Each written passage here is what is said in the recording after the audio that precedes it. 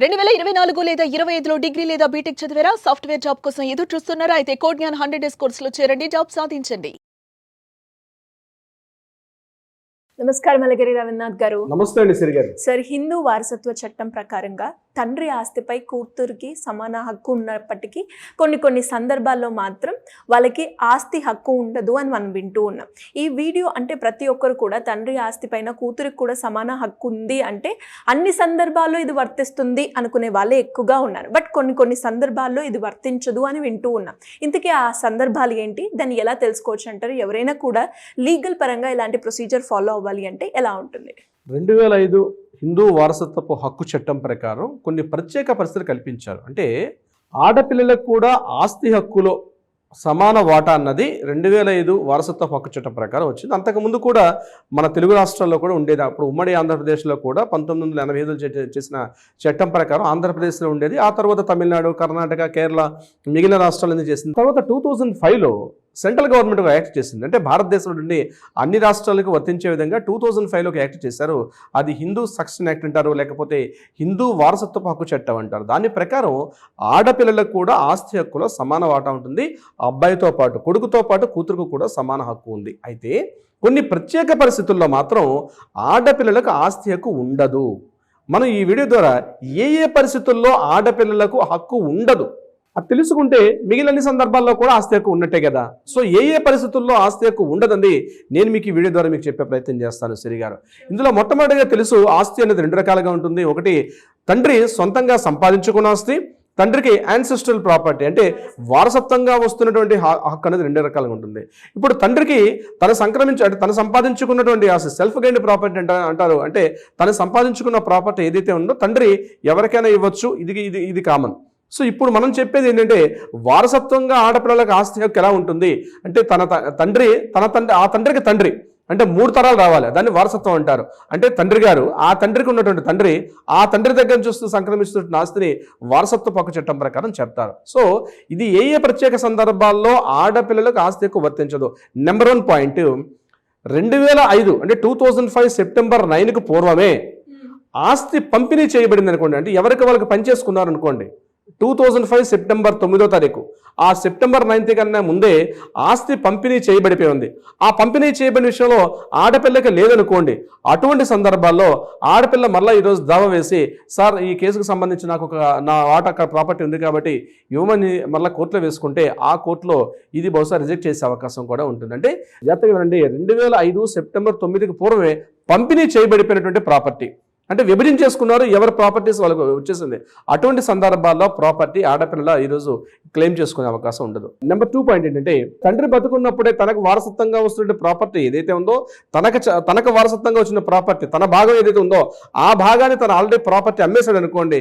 నాకు వారసత్వ ప్రకారం నా తండ్రి ప్రకారం నుంచి నాకు రావాలి కాబట్టి నాకు కావాలని చెప్పి ఆల్రెడీ వేరే వ్యక్తికి అమ్మేసిన తర్వాత కూడా ఈ ప్రాపర్టీని క్లెయిమ్ చేసుకునే అవకాశం కూడా ఉండదు. ఇది నెంబర్ 2 పాయింట్.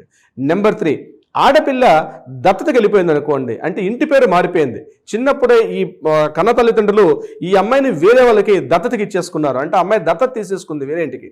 అప్పుడు ఇంటి పేరు మారిపోయింది. అది కూడా అఫీషియల్గా చట్ట ప్రకారంగా దత్త స్వీకారం జరిగిన సందర్భంలో వేరే ఇంటికి అమ్మాయి కూతురుగా ఉండేటప్పుడు దత్త స్వీకారం జరిగింది కాబట్టి ఆ ఇంటి యొక్క ప్రాపర్టీ రైట్స్ ఆ వారసత్వ హక్కులకు ఆ అమ్మాయి అక్కడ ఉంటుంది తప్పించి చట్ట ప్రకారంగా కన్న తల్లిదండ్రుల యొక్క ఆస్తికి ఈమె వారసత్వంగా వస్తుంది కాబట్టి నాకు ఇంటి నుంచి రావాలని చెప్పి, అంటే మా నాన్నగారు కన్న తండ్రి దగ్గర నుంచి కూడా నాకు ఆస్తి ప్రాపర్టీ రావాలి అని చెప్పి క్లెయిమ్ చేసుకోవడానికి కూడా వీలు పడదు. ఇది గుర్తుపెట్టుకోవాలి. 4వ పాయింట్, అమ్మాయి స్వచ్ఛందంగా ప్రాపర్టీని వద్దు అనుకొని ఒక పేపర్ మీద సంతకం పెట్టిన సందర్భాల్లో. అంటే ఎలా చెప్తాను, ఎగ్జామ్ చూడండి. ఇటీవల నా దగ్గర ఒక కేసు వచ్చింది. ఆ అమ్మాయి ఏం చేసిందంటే తన మ్యారేజ్ సందర్భంలో, ఇప్పుడు 25 years మ్యారేజ్ అయిపోయింది. ఆ మ్యారేజ్ సందర్భంలో ఆమె ఏం చేసిందంటే, ఇక నాకు మా నాన్నగారి దగ్గర నుంచి నాకు ఏ ప్రాపర్టీ నేను తీసుకోను అని చెప్పి ఒక పేపర్ రాసేసి వాళ్ళ అన్నలకి ఇచ్చేసింది ఆ యొక్క సంతకం పెట్టి. ఎందుకు?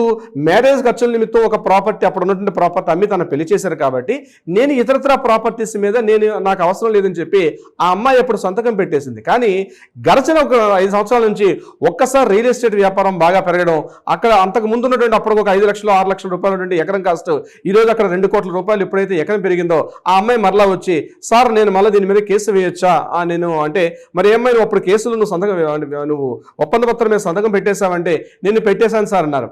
సో అటువంటి సందర్భాల్లో అంటే ఒక పేపర్ రాసేసి నాకు ప్రాపర్టీ వద్దని చెప్పి ఏదైనా సందర్భాల్లో రాసేసి వాళ్ళకి ఇస్తే ఆ పేపర్ కూడా చెల్లుబాటు అవుతుంది. అటువంటి సందర్భాల్లో కూడా ఈ ప్రాపర్టీని క్లెయిమ్ చేసుకునే అవకాశం లేదు. మరొక పాయింట్, తండ్రి వీలునామా రాస్తాడు. తండ్రి వీలునామా రాసిన సందర్భాల్లో ఆ వీలునామా కూడా రిజిస్ట్రేషన్ చేసుకుని అటువంటి సందర్భాల్లో వీలునామాలో కుమార్తె యొక్క ప్రస్తావన లేకుండా ఆ మొత్తం ప్రాపర్టీని తన కొడుకు కావచ్చు ఇతరత్ర వాళ్ళకి ఏర్పాటు చేసేసి ఇవ్వని సందర్భాల్లో కూతురు క్లెయిమ్ చేసుకొని నాకు ఈ ప్రాపర్టీ మా నాన్న రాయలేదు కాబట్టి వీలునామాని ఛాలెంజ్ చేస్తా అని చెప్పి వీలునామాని ఛాలెంజ్ చేసే విధంగా వెళ్ళినప్పుడు ఆ వీలునామా చట్ట ప్రకారంగా ఉండే సందర్భాల్లో ఇటువంటి పరిస్థితులు కూడా ఈ అమ్మాయి తీసుకునే అవకాశం లేదు. కానీ ఆ వీలునామా అంటే చట్టబద్ధత లేనటువంటి వీలునామా, ఇది ఏదో డూప్లికేట్ గా తయారు చేసిన వీలునామా అయితే మాత్రం ఖచ్చితంగా ఛాలెంజ్ చేసి తప్పించి ఇతర సంబంధాల్లో వీలునామాని ఛాలెంజ్ చేసే అవకాశం లేదు.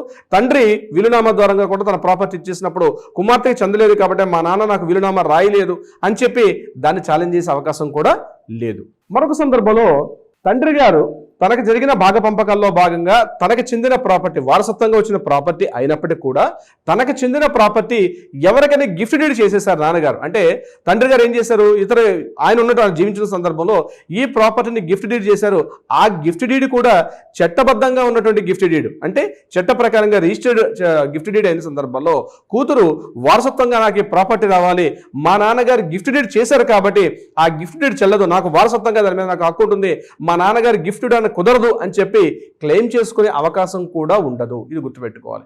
మరొక పాయింట్, స్థిరపడిన ఆస్తులు అంటే నాన్నగారు ఏం చేస్తారు, ఒక ట్రస్ట్ ఉంటుంది, ఆ ట్రస్ట్కి రాసేస్తారు, లేకపోతే ఒక దేవాలయానికి రాసేస్తారు, లేకపోతే ఒక అనాథాశ్రమానికి రాసేస్తారు. తన ద్వారా అంటే పూర్వీకుల నుంచి సంక్రమిస్తున్న ఆస్తి ప్రాపర్టీ ఏదైతే ఉందో తనకు చెందిన భాగ పంపకాల్లో తనకు ఏదైతే ప్రాపర్టీ వచ్చిందో ఆ ప్రాపర్టీని తన ఏదో ట్రస్ట్కి రాసినా లేకపోతే అనాథాశ్రమానికో ట్రస్ట్కో దేవాలయానికో ఇతరత్ర ఏదైనా అటువంటి వాటికి రాసిన సందర్భాల్లో మరలా ఆ తండ్రి చనిపోయిన తర్వాత నాకు వారసత్వంగా రావాల్సిన మా ప్రాపర్టీని మా నాన్నగారు ఇట్లా అనాథాశ్రమాలకు కానీ దేవాలయాలకు కానీ ట్రస్ట్లకు కానీ రాయడానికి కుదరదని చెప్పి ఆ ప్రాపర్టీ మీద క్లెయిమ్ చేసుకునే హక్కు కూడా ఆడపిల్లకు ఉండే అవకాశం లేదు. ఇదంతా ఒక సబ్జెక్ట్ అండి సిరి గారు. అంటే మనం మాట్లాడుకుంటూ పోతే ఇది ఒక సెషన్స్ అవుతాయి, చాలా రకాల అంటే ఒక్కొక్క కేసుకి ఒక్కొక్క రకాల సందర్భాలు వస్తూ ఉంటాయి. ఏ సందర్భాల్లో దీనికి సంబంధించిన ప్రాపర్టీస్ ఆడపిల్లలకు హక్కు ఉంటుంది, ఆడపిల్లలకు హక్కు ఉండదు అని చెప్పే సందర్భాలు మారిపోతూ ఉంటాయి. సో దీనికి సంబంధించి ఏంటంటే చట్టంలోకి వివరాల్లోకి వెళ్ళేటప్పుడు మాత్రం ఖచ్చితంగా తెలిసే అవకాశం ఉంటుంది సిరి గారు. సార్, మరి ఎవరికైనా కూడా ఇలాంటి సందర్భాలు ఎదురైనప్పుడు అంటే లీగల్ పరంగా మేము వెళ్ళాలి కానీ మాకు ఎలా ఉంటుంది సొల్యూషన్ తెలియదు, దానికి మీ గైడెన్స్ కావాలి అనుకునే వాళ్ళు ఎవరైనా కూడా మిమ్మల్ని అప్రోచ్ అవ్వాలి అంటే ఎలా ఉంటుంది సార్? తప్పనిసరిగా సిరి గారు కింద స్క్రోల్ అవుతున్న నెంబర్ని అట్లీస్ట్ కాల్ చేయొచ్చు, లేకపోతే వాట్సాప్లో డీటెయిల్స్ అనేది పెట్టవచ్చు. బట్ ప్రయారిటీ అపాయింట్మెంట్ మాత్రం వెరీ వెరీ ఇంపార్టెంట్. సో ఇటువంటి డీటెయిల్స్లో ప్రాపర్టీ విషయంలో కావచ్చు, వీలునామా విషయంలో కావచ్చు, లేకపోతే ఎన్సెస్ట్రల్ ప్రాపర్టీ రైట్స్ సంబంధించి వీటికి సంబంధించి ఎటువంటి సలహాలు సంప్రదింపులు కావాలంటే కూడా అపాయింట్మెంట్ తీసుకుంటే తప్పనిసరిగా మన లీగల్ టీం మీకు సలహా సంప్రదింపులు ఇచ్చే ప్రయత్నం చేస్తారు. అదే కాకుండా దీనికి సంబంధించి న్యాయపరంగా ఏదైనా వివాదాలు ఉన్నాయి, ఆల్రెడీ కోర్టులో ఇష్యూస్ ఉన్నాయంటే వాటిని కూడా మనం టేకప్ చేస్తాం. ఆ కేసెస్ని కూడా ఎవరైనా ఉంటే కూడా తప్పనిసరిగా కాంటాక్ట్ చేయొచ్చు సిరి గారు. Thank you sir, thank you so much. Thank you so much అండి. సుమన్ టీవీలో మీ పర్సనల్ అండ్ బిజినెస్ ప్రమోషన్స్ కోసం కింది నెంబర్కి కాంటాక్ట్ చేయండి.